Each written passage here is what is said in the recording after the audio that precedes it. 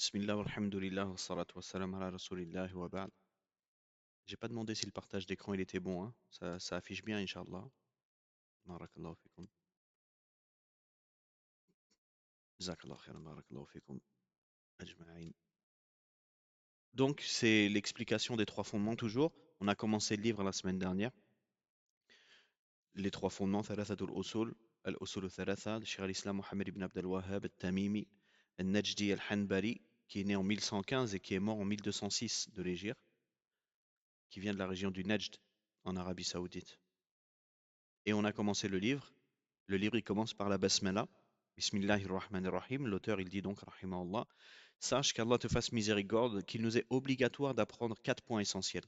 Le premier, la science, qui est la connaissance d'Allah, de son prophète, alayhi salatu wassalam, et de l'islam avec preuve. Le deuxième, sa mise en pratique. Le troisième, l'appel à celle-ci. Le quatrième, la patience face aux préjudices qui en résulteront. Ça, c'est ce qu'on a vu la semaine dernière, Inch'Allah. Donc, l'auteur, il invoque pour nous, il nous appelle à apprendre, il nous donne un ordre, il nous dit sache, sache c'est un ordre, et quand les gens de science, ils nous donnent un ordre, c'est que c'est quelque chose d'obligatoire également. Sache qu'Allah te fasse miséricorde, qu'il nous est obligatoire d'apprendre quatre points essentiels. Donc quatre points, le premier c'est la science. Donc le cheminement du musulman dans son apprentissage, ça commence par la science. Et la science, comment on l'apprend, comment on a la connaissance avec l'apprentissage. La science, elle vient pas dans la nuit, dans un rêve. Apprendre, c'est étudier. Étudier le Coran et la Sunna. Celui qui ne comprend pas l'arabe, il commence par l'arabe et ensuite il apprend le Coran et la Sunna. Quand on dit il commence par l'arabe, ça veut dire que c'est important que dès le début, il donne du temps à l'apprentissage de la langue arabe. Mais en parallèle, il apprend sa religion en français. Parce que, comme on est en train de voir ici, il y a des choses obligatoires à apprendre. Les quatre points qu'on est en train de voir ici et les trois points qu'on verra par la suite, Inch'Allah. Donc, comme on a des obligations, celui qui n'est pas arabophone, il a quand même cette obligation. Donc, il utilise la langue française pour pouvoir euh, faire ses obligations. Comme certains prédicateurs francophones ils disent, dont le Cheikh Hassan Abu Abderrahman, le français c'est comme une béquille. Ça nous permet de nous maintenir, mais à terme, c'est pas comme ça qu'on va apprendre réellement notre religion. Donc chacun il fait ses efforts pour apprendre ce qui lui est obligatoire d'apprendre en langue arabe et religieusement. Donc, le premier des quatre points qui est obligatoire, c'est la science. Et c'est le premier dans l'ordre. On commence par la science. On doit avoir la science. Donc, on doit apprendre. Quelle science? L'auteur, il nous dit, rahimallah, la science, c'est la connaissance d'Allah, de son prophète et de l'islam avec preuve. Donc, c'est un résumé des trois questions de la tombe, des trois fondements. La connaissance d'Allah, on doit connaître Allah. La connaissance de son prophète Mohammed sallallahu alayhi wa sallam, ce qu'on doit connaître de manière obligatoire sur lui et la connaissance de l'islam avec preuve. Qu'est-ce qu'on doit connaître de manière obligatoire sur l'islam? En gros, la science qui est obligatoire pour quelqu'un qui apprend sa religion, n'importe qui, puisque là c'est général, il y a écrit, sache qu'Allah te fasse miséricorde, qui nous est obligatoire. Donc, c'est une obligation qui est pour les musulmans. Quelle est cette obligation? Dans la science, c'est tout ce qui est nécessaire pour faire des choses qui sont obligatoires. Par exemple, en islam, le musulman, il doit prononcer la shahada pour rentrer en islam. Ensuite, deuxième pilier de l'islam, il doit faire la prière. Il doit payer l'aumône. Il doit jeûner le mois de Ramadan. Il doit faire le pèlerinage. Ça, c'est des obligations. Au-delà de ces piliers de l'islam, il y a d'autres obligations. Par exemple, il est obligatoire de faire la prière. Est-ce qu'on peut faire la prière sans les ablutions? Non. Donc, on doit faire les ablutions de manière obligatoire. On doit apprendre comment faire les obligations de manière obligatoire. La science qui est liée à tout ce qu'on vient de dire, c'est ce qui va valider ces actes-là. Donc, pour entrer en islam, il faut prononcer la shahada. La ilaha illallah Muhammad Rasulullah. Celui qui la prononce, il doit savoir ce que ça veut dire.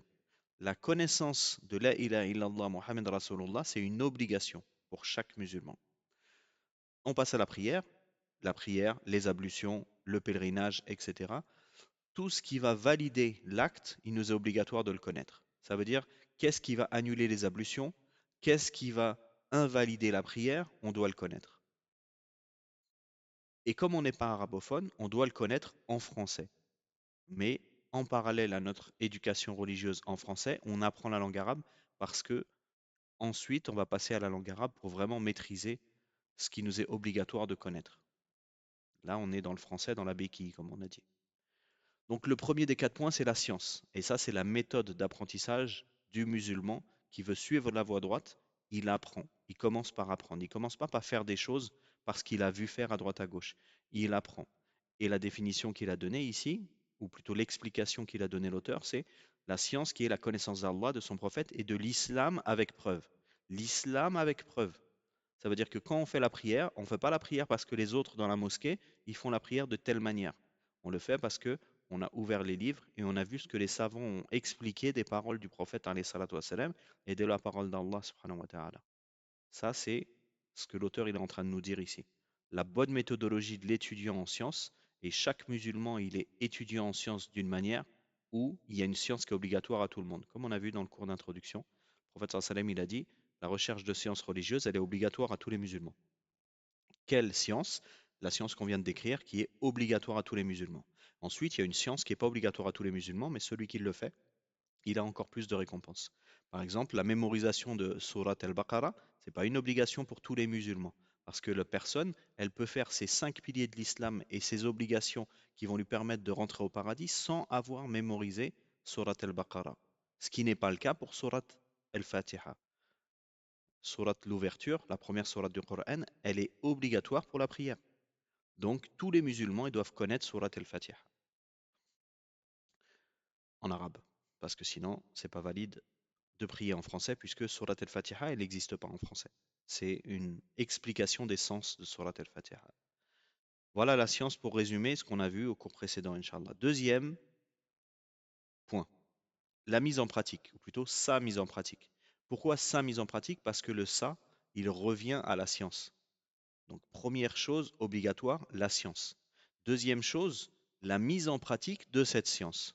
L'islam, c'est pas une religion théorique, c'est pas de la culture générale. Je connais, je sais.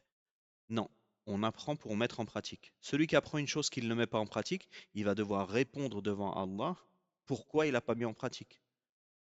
S'il a appris une chose obligatoire et qu'il ne l'a pas mis en pratique, il devra répondre pourquoi tu n'as pas mis en pratique. S'il apprend une chose qui n'était pas obligatoire et qu'il ne l'a pas mis en pratique, il devra répondre pourquoi il a appris cette chose-là.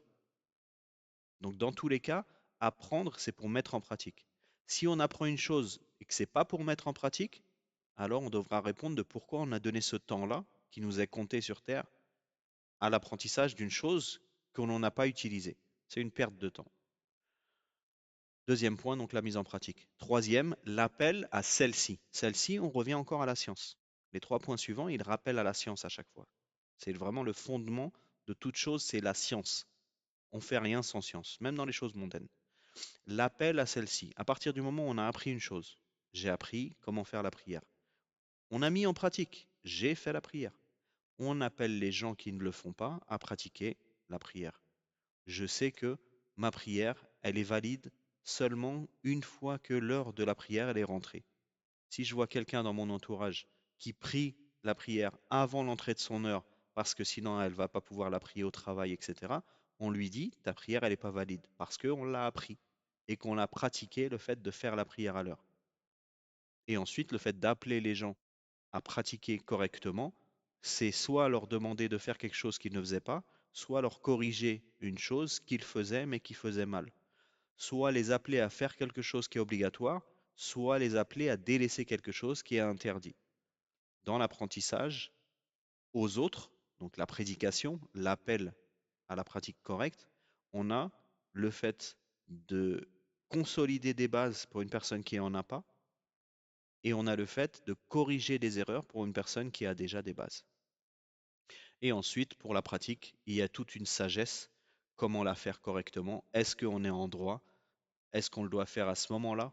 Est-ce qu'on est sûr que la personne a fait une erreur? C'est pas une divergence chez les gens de science. On va pas voir quelqu'un qui est en train de prier avec les mains sur le torse en lui disant non, les mains c'est le long du corps, ta prière elle n'est pas valide. On va pas voir quelqu'un en lui disant non, tu lèves pas les mains quand tu dis Allahu Akbar, donc ta prière, elle n'est pas valide. Celui qui lève pas les mains, la prière, elle n'est pas valide. C'est faux.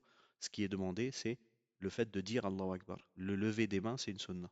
Donc, on est sûr que quand on dit à quelqu'un quelque chose, c'est réel. Si quelqu'un, il est en train de manger pendant Ramadan, on s'assure qu'il soit pas voyageur, qu'il n'ait pas une autre excuse parmi les excuses qui existent, etc. Donc, des conditions pour le fait d'appeler les gens à la vérité et à la croyance et à la pratique correcte. Quatrième et dernier point, la patience face aux préjudices qui en résulteront, la patience qui est inhérente dans la vie du musulman, puisque Allah il va éprouver ses créatures. Les créatures qu'Allah il aime le plus, le prophète Mohammed sallallahu alayhi wa sallam, les prophètes, les rapprochés d'Allah, ils sont éprouvés. Quand Allah il aime une personne, il l'éprouve. Le fait d'être éprouvé, ça nous met face à la responsabilité de est-ce qu'on va patienter ou est-ce qu'on va abandonner, se plaindre, regretter, etc. C'est un moyen que Allah il utilise pour donner des récompenses en plus à certaines créatures. Et c'est une épreuve. Allah il va donner de l'argent à une personne et il va voir est-ce qu'il dépense cet argent dans le bien. Allah il va donner la pauvreté à une personne et il va voir est-ce que il patiente face aux difficultés d'être pauvre. Dans les deux cas, s'il réussit son épreuve, il a une récompense. Celui qui rate son épreuve, il n'a pas patienté, il va subir le fait de ne pas avoir patienté. La patience, on va la retrouver face à la science, face à la mise en pratique et face à la prédication. C'est inhérent aux musulmans. Et quand on fera les 4 règles, Inch'Allah, on verra également que la patience, c'est un point important. Et on est arrivé au cours d'aujourd'hui. La preuve, l'auteur il nous dit rahimallah, la preuve est la parole d'Allah, au nom d'Allah, le miséricordieux, celui qui fait miséricorde. Par le temps, l'homme ne cesse de perdre sa personne et son existence, sauf ceux qui croient, accomplissent les œuvres pieuses et s'enjoignent la vérité et la patience. Donc ici, c'est la première fois que l'auteur il cite des versets. On a dit dans l'introduction qu'il y avait environ 70 versets qui étaient cités. On dit environ parce qu'il y a plusieurs versions du livre. Comme on a déjà cité, le livre il a été rapporté plusieurs fois et dans certaines fois, dans certaines versions, dans certaines copies, il y a des versets qui sont présentes et d'autres où il y a des versets qui sont en plus, en moins. Donc c'est environ 70. Nous, dans la version qu'on fait ici, il y a 70 versets. Là, c'est les premiers, les trois premiers versets cités par l'auteur. Il nous a dit, l'auteur, sache qu'Allah te fasse miséricorde. Il y a 4 choses à connaître, je paraphrase. Il y a 4 choses à connaître. Le premier, c'est la science. Le deuxième, c'est la pratique. D'abord, on apprend et ensuite, on met en pratique. Et la science, elle est basée sur l'islam avec les preuves. Donc, l'islam, c'est une religion qui est avec des preuves. C'est pas une religion où n'importe qui peut parler et dire ce qu'il pense parce que il a expérimenté que lorsqu'il fait, par exemple, euh, la prière de Maghreb de 2 rakas au lieu de 3, il se sent mieux dans sa religion, donc c'est mieux de faire 2 plutôt que 3. Ça marche pas comme ça l'islam. L'islam, c'est des preuves. Pourquoi la prière de Maghreb, elle est de 3 rakats? Parce que Allah subhanahu wa ta'ala, il a envoyé le messager d'Allah avec sa parole pour parfaire la religion. Et la religion parfaite, elle se fait avec une prière de Maghreb de 3 rakats. Le prophète sallallahu alayhi wa sallam, il l'a pratiqué comme cela. Jibril alayhi salam, il lui a orienté comment la faire. Et c'est un ordre venu d'Allah. Donc, quand on fait la prière de Maghreb de 3 rakats, on obéit à Allah. Si on la fait autrement, on est désobéissant. Donc, la religion, elle est avec preuve. Quelles sont les preuves en islam? Le Coran, la Sunna.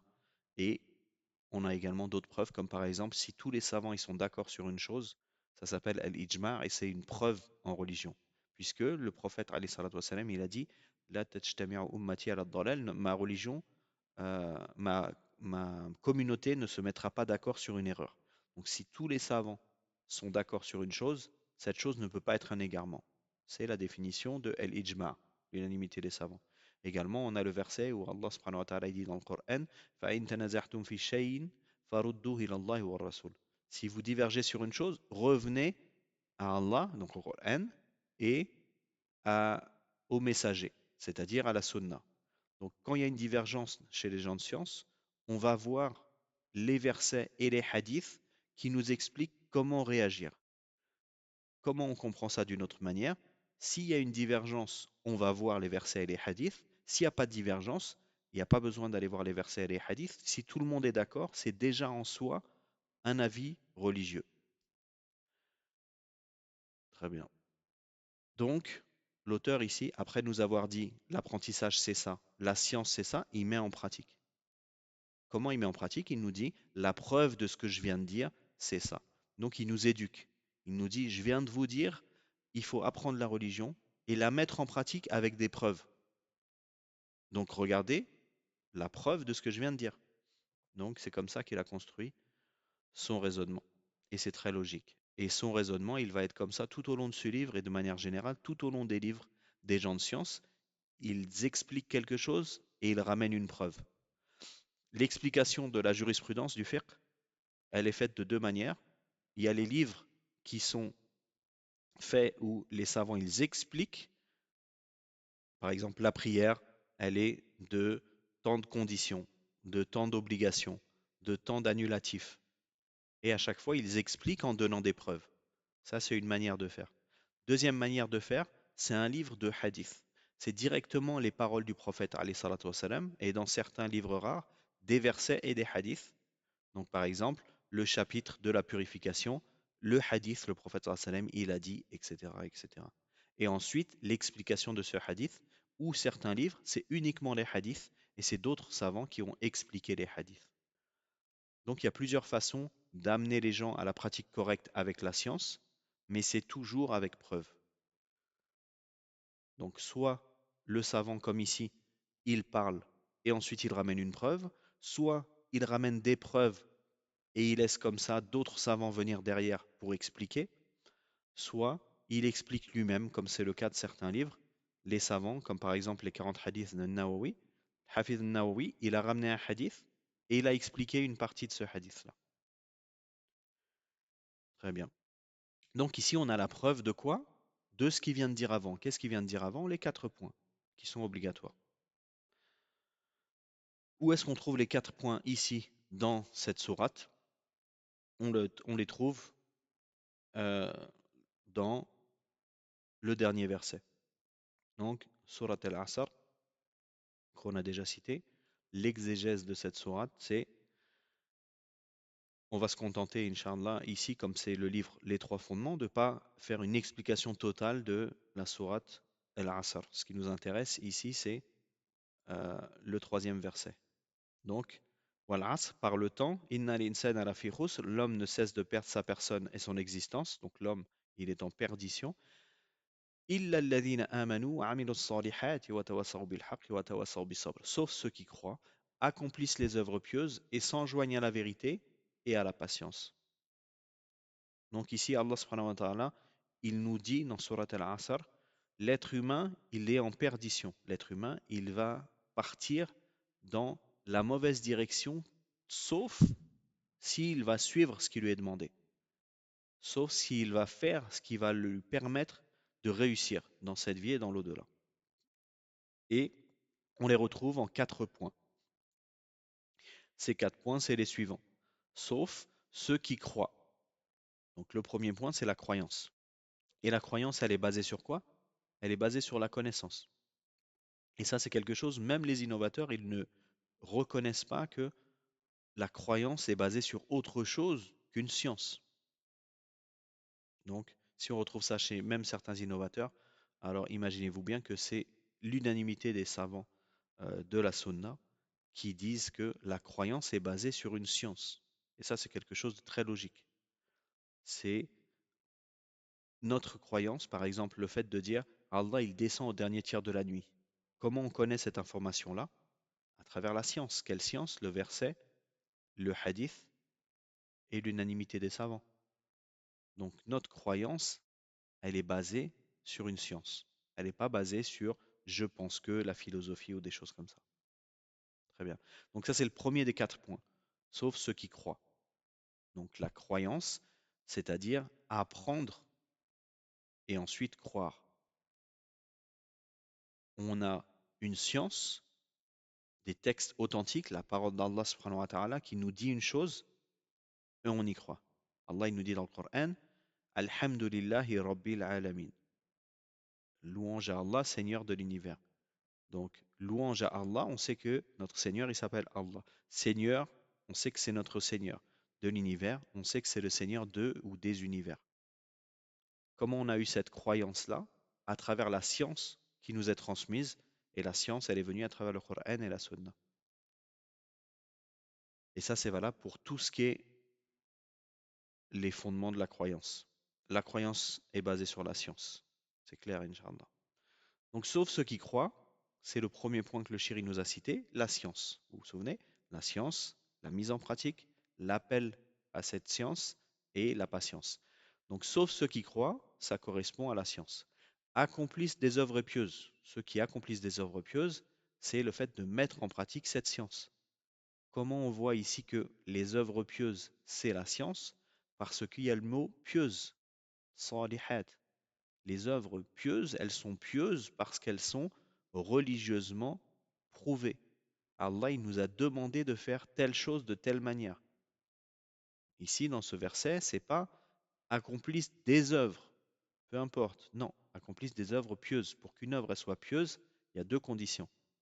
Il faut qu'elle soit faite sincèrement, exclusivement pour Allah, el-ikhlas, et il faut qu'elle soit faite en conformité avec ce que la législation islamique nous a demandé, el-mutaba'a. Le prophète sallallahu alayhi wa sallam, il nous a dit, priez comme vous m'avez vu prier. Sallu kama ra'aytumuni usalli. Priez comme vous m'avez vu prier. Si on prie différemment, alors notre œuvre, elle n'est pas pieuse, puisqu'on a désobéi au prophète, alayhi salatu wa salam. Et ensuite, est-ce que nous, on a vu le prophète prier? Non. Personne d'entre nous a vu le prophète prier. Donc, comment on le sait? À travers ses compagnons. Allah subhanahu wa ta'ala, il a envoyé, euh, il a choisi les compagnons pour le prophète, alayhi salatu wa salam, qui l'ont vu, qui l'ont questionné, qui l'ont entendu et qui ont transmis de manière où il n'y a pas d'erreur dans leur transmission. Et s'il y a une erreur d'un compagnon, un autre compagnon va le reprendre. Mais quand un compagnon il transmet un hadith, le hadith il est préservé par Allah subhanahu wa ta'ala. Ensuite, une fois que c'est pas un compagnon, les gens qui sont venus après les compagnons, c'est là où les gens de science vont regarder est-ce que la personne elle est apte à transmettre ou elle n'est pas apte. Mais pour tout ce qui est des compagnons, il n'y a pas besoin de regarder. Donc Allah il a choisi les compagnons pour le prophète alayhi salatu wa salam. C'est les meilleurs des créatures après le prophète Mohammed alayhi salatu wa salam et les prophètes et messagers de manière générale. Donc, le premier point, sauf ceux qui croient, la science. Le deuxième, accomplissent les œuvres pieuses. Donc, ils font les œuvres basées sur la science et qui sont des œuvres légiférées et acceptées auprès d'Allah. Deuxième point, donc. Troisième point, et s'enjoignent la vérité. Le fait de s'enjoindre à la vérité, ça veut dire on appelle les gens à la vérité. Donc, c'est bien le même troisième point que l'auteur il a cité, à savoir ad-da'watu ilayh, l'appel à celle-ci, l'appel à la science. L'appel à la science, c'est-à-dire on ordonne le bien et on interdit le blâmable. Donc, s'enjoindre à la vérité, c'est quelque chose qui est demandé en islam. Quand on voit quelqu'un qui fait une mauvaise chose, on le corrige.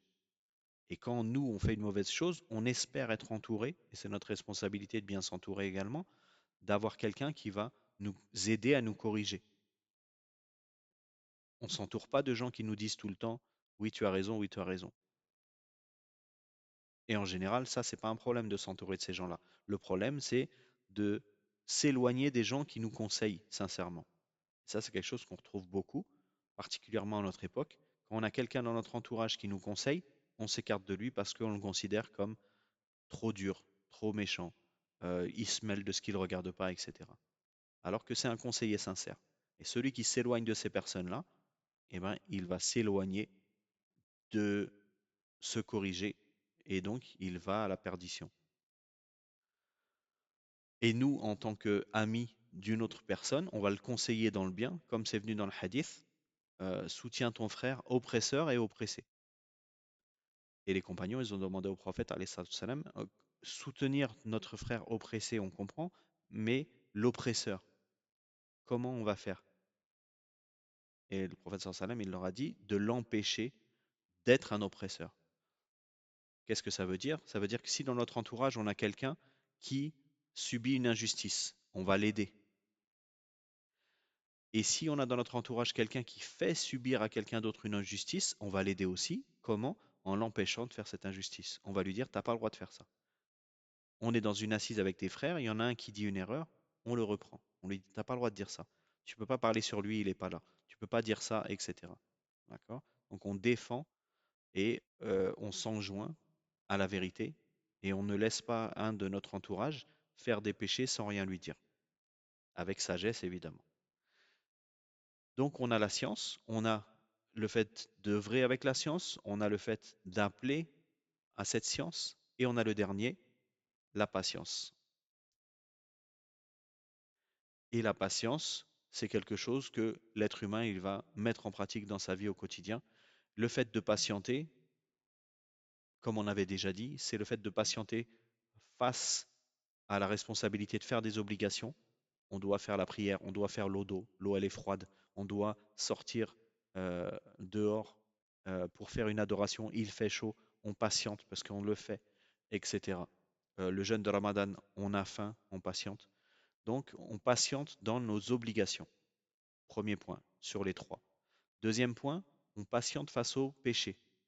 Notre âme, shaitan, ils vont nous pousser à faire des péchés. On patiente. C'est un péché de manger pendant Ramadan. J'ai envie de manger, je patiente, je mange pas. Tous les interdits, il y a certains interdits, c'est facile de ne pas les faire, et il y a d'autres interdits, c'est un effort. On fait l'effort. C'est ça la patience. On endure pour Allah. Et le troisième et le dernier point, donc le premier, patienter dans la pratique des œuvres, patienter face au péché, le troisième, patienter face au destin. On va se retrouver dans des situations où Allah il a destiné pour nous quelque chose qui est une difficulté. On va patienter, comme par exemple la maladie. L'être humain, il va être touché par la maladie, il patiente et il aura la récompense. Donc voilà pour Surat al-Asr. Ensuite, on va finir euh, la première introduction, Inch'Allah, et on prendra au prochain cours la deuxième introduction. L'auteur, il dit, Rahimallah, قال الشافعي رحمه الله تعالى لو ما أنزل الله حجة على خلقه لهذه سورة ركفتهم. Al-Shafi'i a dit, si Allah n'avait fait descendre que cette sourate comme preuve pour ses créatures, cela leur aurait suffi. Ici, on a la parole donc de l'imam Shafi'i. L'auteur, il a dit قال الشافعي. Donc, Shafi'i a dit. Ça montre que c'est autorisé de parler d'un savant en disant son nom uniquement, mais de manière générale, nous, dans notre pratique religieuse, en général, quand on va citer les noms des savants, par respect pour eux, par respect pour leur position, et c'est un droit qu'ils ont sur nous, c'est que on cite leur nom avec un titre, le savant, l'imam, le shir, le grand mémorisateur, euh, etc. Donc, ici l'auteur il dit Shafi'i, ça nous montre qu'il est autorisé. Si quelqu'un il dit Shafi'i dans une conversation, on n'est pas obligé de le reprendre en lui disant tu manques de respect au savant, mais de manière générale, c'est mieux de dire quand on parle de Shafi'i, l'imam al-Bukhari, l'imam Rabi' ibn Hadi al-Madkhali. Et la preuve que c'est pas une règle dans l'absolu où celui qui dit Shafi'i, il a fait une erreur, c'est que quand on parle des compagnons, tout le monde dit Abu Huraira, Omar, Othman, radiallahu anhum, sans dire Shir Abu Bakr Siddiq. D'accord? Donc, on donne le titre à chaque savant selon ce qui correspond au bon comportement. Donc ici, il transmet la parole de l'imam Shafi'i, qui serait, si Allah n'avait fait descendre que cette sourate comme preuve pour ses créatures, cela leur aurait suffi. Quelle sourate? La sourate qu'on vient de voir, sourate al-Asr. Donc il nous a cité l'auteur 4 points qui sont obligatoires. Ensuite, la preuve que ces 4 points sont obligatoires. Et ensuite, il appuie sa preuve, sourate al-Asr, avec la parole d'un imam, l'imam Shafi'i, qui est un grand savant qui est mort en l'an 204 de l'Hégire, très ancien, le fondateur de l'école Shafi'ite. Donc l'imam Shafi'i, il a dit, si Allah n'avait fait descendre que cette sourate comme preuve pour ses créatures, cela leur aurait suffi. En réalité, cette parole-là, elle n'est pas exactement celle que nous, on a aujourd'hui. Donc il se peut que l'auteur a eu accès à un texte à l'époque que nous, on n'a plus aujourd'hui.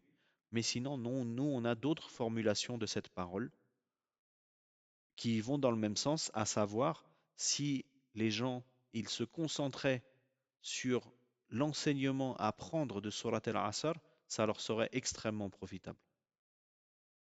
Surat al-Asr, comme on vient de voir, ça nous montre comment s'éloigner de l'égarement.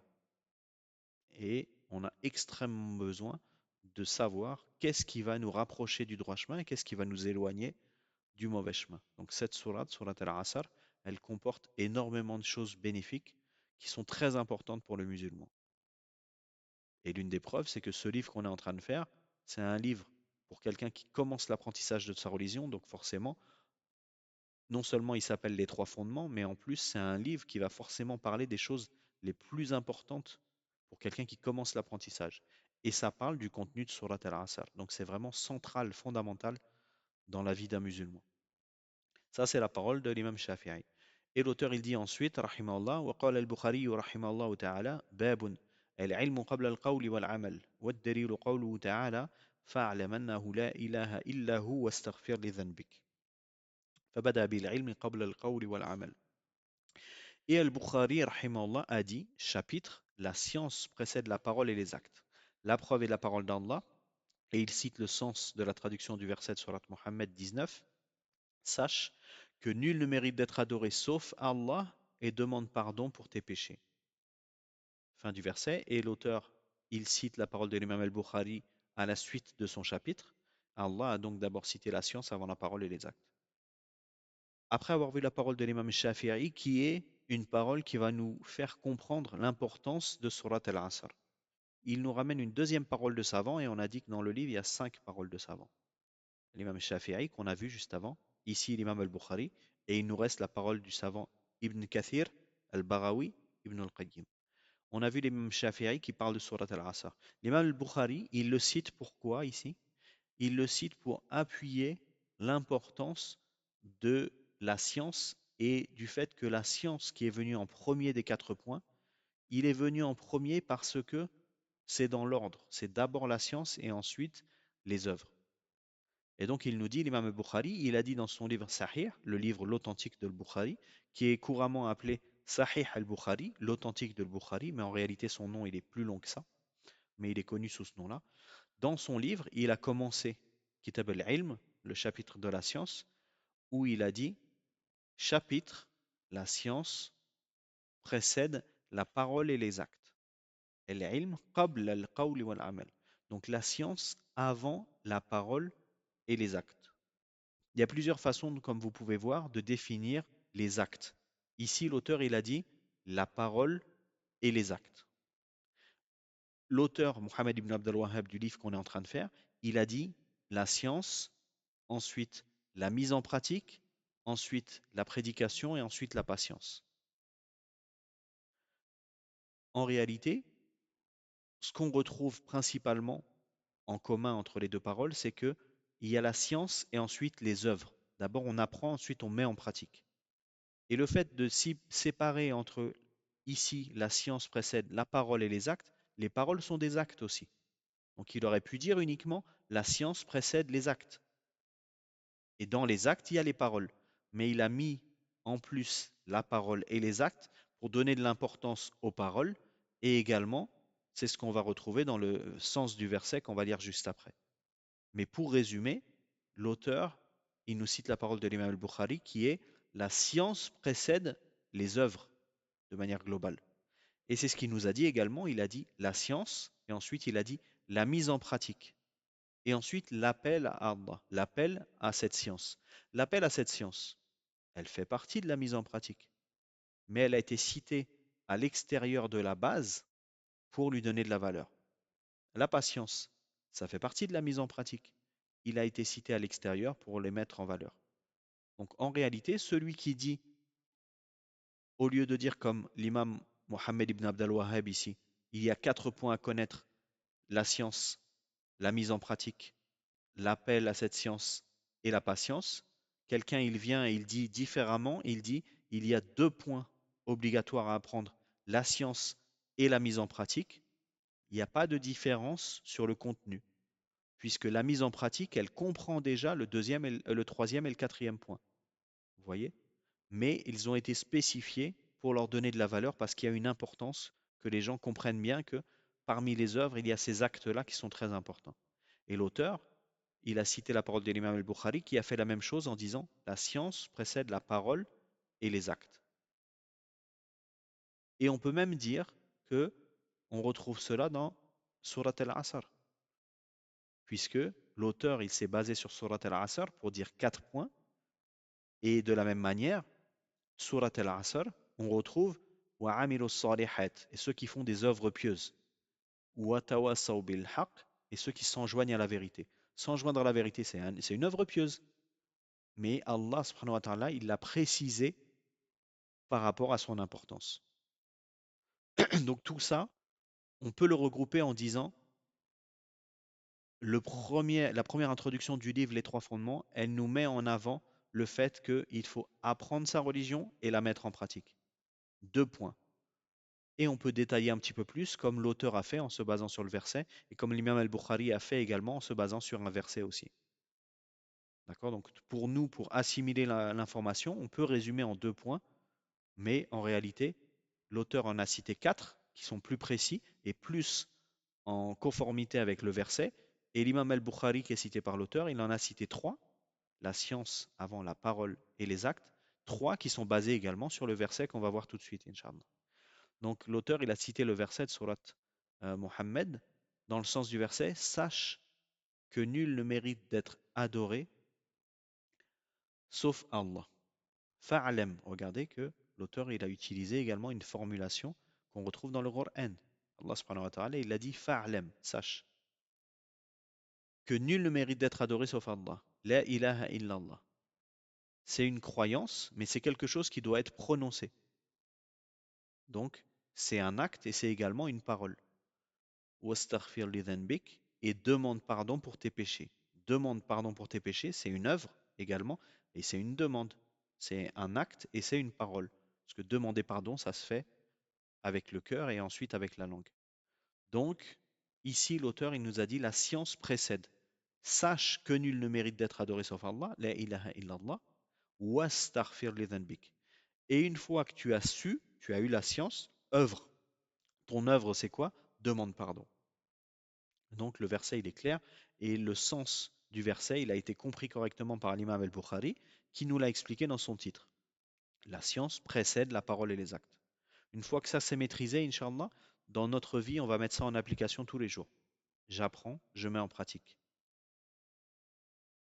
Ça veut dire que si quelqu'un il vient et il nous dit mets en pratique, on lui dit attends, moi je suis musulman, j'ai étudié les trois fondements, je mets en pratique après avoir appris.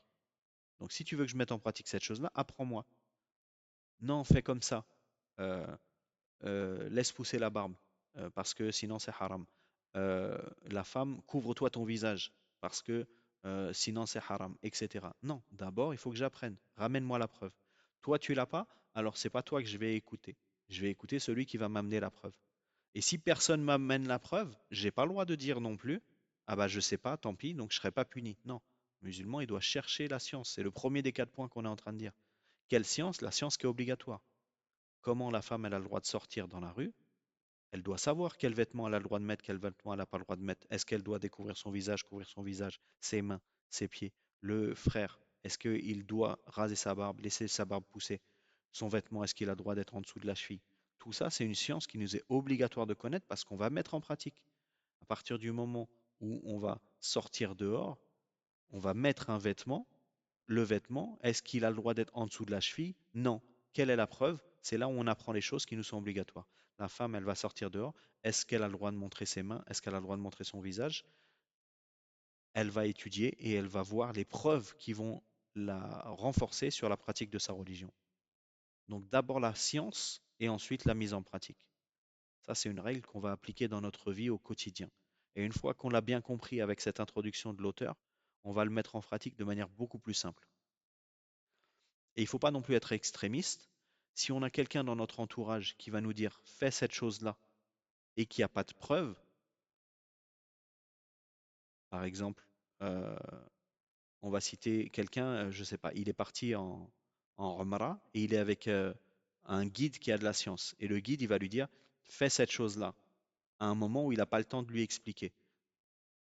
Ou alors à un moment où il lui donne une information que la personne n'est pas apte à comprendre la preuve. Alors là, la personne, dans ce cas-là, elle peut suivre sans avoir la preuve, parce que la parole de la personne de science qui lui a transmis, elle peut suffire. Mais la base, la règle de base, c'est que à chaque fois où quelqu'un il vient nous dire fais cela, il faut qu'on ait la preuve. Mais l'exception qu'on vient de citer, c'est que des fois, on ne connaît pas la preuve ou on ne comprend pas la preuve. Par exemple, il est interdit de porter tel vêtement. Des fois, la preuve, si on va demander à un savant, est-ce que j'ai le droit de porter ce vêtement ou de ne pas porter ce vêtement? C'est quoi la preuve? C'est délaisse le doute pour faire les choses qui sont sûres. Ça peut nous paraître une preuve qui nous dépasse. Je comprends pas, je suis pas d'accord. Pourtant, c'est ça la preuve. Mais si la preuve, on ne la comprend pas, à partir du moment où la personne, elle nous a parlé avec science et elle connaît la preuve, alors on suit. Mais ça, c'est des exceptions. La base, c'est que quand on doit pratiquer notre religion, on doit apprendre et on apprend avec les preuves. On n'apprend pas un livre où il y a juste écrit fais cela, fais cela, dis cela sans avoir la preuve. Puisque c'est l'enseignement qu'Allah subhanahu wa ta'ala il nous a donné. Sache que la ilaha illallah, dans le sens du verset, et demande pardon pour tes péchés. La science et ensuite les œuvres. Et il finit, l'imam al-Bukhari, et nous aussi on va finir, en disant, après avoir cité le verset, Allah a donc d'abord cité la science avant la parole et les actes. Et donc voilà ce qu'on pouvait dire pour la parole de l'imam al-Shafi'i et la parole de l'imam al-Bukhari et d'autres sujets qu'on aurait pu plus détailler concernant ce qu'on a vu, mais on va se contenter de cela pour cette fois-ci, Inch'Allah. Et on se retrouve au prochain cours pour la suite, pour la deuxième introduction, celle des trois points qui sont différents. Barakallahu fikum, subhanakallahumma wa bihamdik, ashhadu an la ilaha illa anta astaghfiruka wa atubu ilayk. Assalamu alaikum wa rahmatullahi wa barakatuh.